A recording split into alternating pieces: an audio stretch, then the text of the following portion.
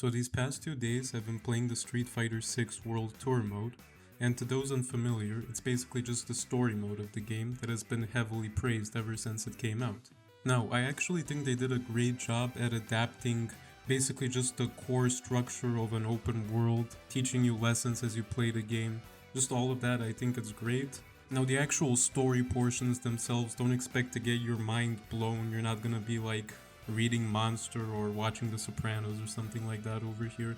It's just a very, basic kind of, I guess I would say, shonen uprising type of story where you interact with Street Fighter characters, you do quests for them, all that kind of stuff. I think people basically get the idea.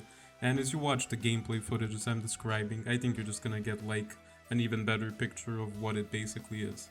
Now, the reason I wanted to talk about it is because I've noticed this overall tone in the fighting game community of this is the way forward. Every fighting game needs to have this from now on.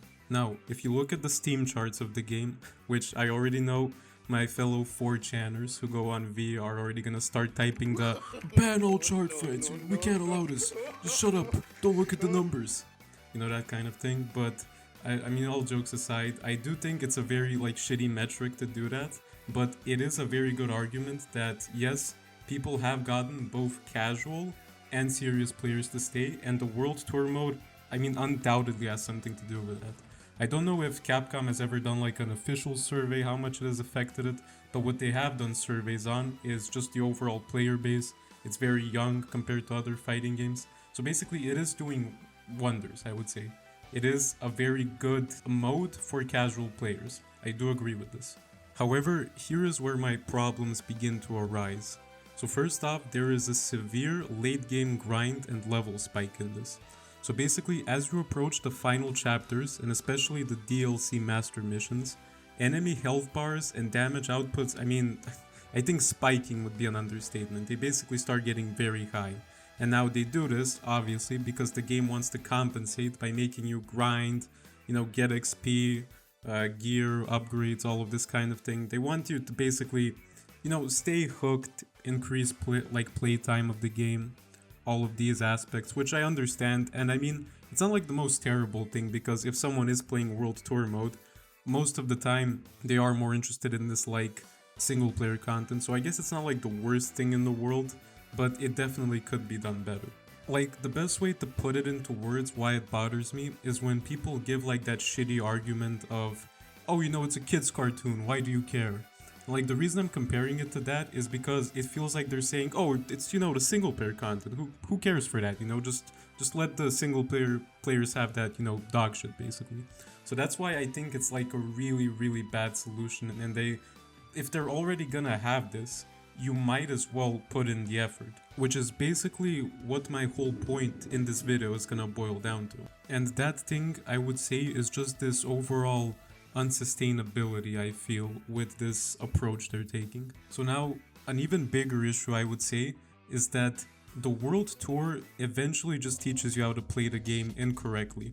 It does a good job at showing you the basic mechanics, but because the high level NPCs, they have these massive health pools and they do a ton of input reading, the most efficient way to beat them basically just becomes not playing smart footsies or doing, clean combos, which is what you would do properly if the game wanted to teach you, but it's just to spam items or heal or abuse a single overpowered special move. There's this very big disconnect from what Street Fighter 6 actually is and then what the World Tour mode presents. But then another thing they do, which I think a lot of people have complained about, and is kind of what made me want to start making this video and going into the whole unsustainability aspect, is the live service model. So every time a new DLC character drops, Capcom adds a small isolated side quest to the World Tour so that players can unlock that character's master style, and then there's also an outfit. While this keeps the mode technically supported, it feels incredibly fragmented, to say the least. So there are rarely any major extensions to the core narrative or structural changes to the environment. It's just this repetitive cycle of fetch quests, and they're designed to max out a new relationship meter, like some very shitty social link from Persona. And I mean, if that wasn't bad enough, Capcom basically told us when Ingrid was announced that she will be the last character to receive World Tour content. And this is exactly why I'm trying to say this type of mode isn't sustainable. And now, why does this affect other fighting games? Because I mentioned them as well. So here's how I'm gonna get into this.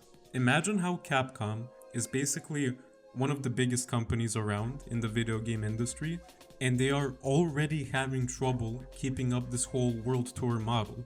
Now, people expect this kind of thing from other games. As we can see, Virtua Fighter Crossroads, I'm just gonna keep calling it Virtua Fighter 6, I really hate that name. But basically Crossroads, it added a whole new story mode, which is, I believe the Yakuza team, RGG, are helping as much as possible with that, which is very cool and everything, but I feel like players are going to start expecting this, like, open world type of experience from every single game where there's like a whole RPG in it. And I just think it's gonna create these really high expectations. Like, how are games like, Melty Blood gonna keep up with this? I would say Guilty Gear too, but it's gotten really popular at this point. Basically, the smaller niche fighting game series, how are they going to be able to keep up with this kind of expectation? And just to point out, I'm not doing that really stupid argument that they were doing when Baldur's Gate 3 came out, where developers were complaining about, oh, we're very tortured, you expect too much from us, just to basically make a good game nowadays. I am not saying that. All I basically want to get into in this video is just what are some other ideas about how single player modes could be integrated into a fighting game and be fun for the players. Now, we do actually have two proposals. I don't understand why we haven't returned to the Street Fighter Alpha Free Saturn version of World Tour.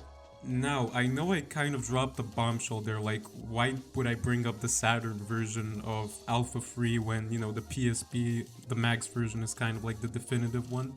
Well, basically, it had this way more freeing system. Like, I think it is the closest we have gotten to truly making your own, like, character in a fighting game. It's really crazy. I recommend everyone check it out. Like, the freedom you have when designing a character in the Saturn version of Alpha Free compared to the freedom you have in the PSP version is not even comparable. It just felt a lot more like an RPG. Just the way you could level up your attack, defense, super combo, super gauge, stamina. You had like 6 ism plus modifiers. It was just really crazy. And just the fact that it felt like an actual RPG sandbox where you could return to an earlier area, grind, which I know I did kind of complain about before, but it's just very different here. In here, it really just feels like a proper RPG. Another great single player mode is also the Golden Arena mode from Persona 4 Arena. Now, Persona 4 Arena is an extremely underrated fighting game in my opinion, and it has so many like creative ideas. It's also the closest we've gotten to JoJo's Heritage for the Future, kind of, I guess I would say. It's definitely closer than the quality we get from All-Star Battle R, which, I mean, I love playing that game in like a goofy way, but it's really not a good fighting game. But it has a kind of similar mode to World Tour, the Alpha Free version specifically, or Zero Free in Japan, but with more of an emphasis on climbing towers, to better reflect the whole gameplay loop of like the metaverse, the other world, all of these things that are in the Persona lore. So basically just what this all boils down to is I'm trying to say that fighting games, they should experiment more with modes like this again. Don't go super high budget with a big city and things like that. Just try to make a game mode that's really fun, really replayable, but because it uses a structure like the last two I mentioned, where it's a lot easier to program, you have to make less assets, it will just be overall a lot more sustainable. And I would also appreciate it if the actual fighting game audience kind of had a lesser expectation of this kind of thing as well. Because I really think that a system like this just can't really work for too long. It just has to be for like the highest budget games, and it would just be too burdening on a lot of smaller fighting games to expect a system like this. So yeah, that's basically just what I wanted to rant about today. I'd really like to hear your guys' thoughts on this, especially because I'm really curious to see what other ideas people have about how you can make single player modes in fighting games interesting. because them and I mean RTS a little less so, but I was gonna say they're kind of the antithesis of the type of games you would play single player. I do think RTS is a lot more fun single player, but it also has that similar issue of the AI just becomes too predictable or cheap at a certain point. So yeah, I'd really appreciate it if you guys leave a like on this video, especially comments, because discussion is mainly why I do these videos. And yeah, I'll see you guys in the next one.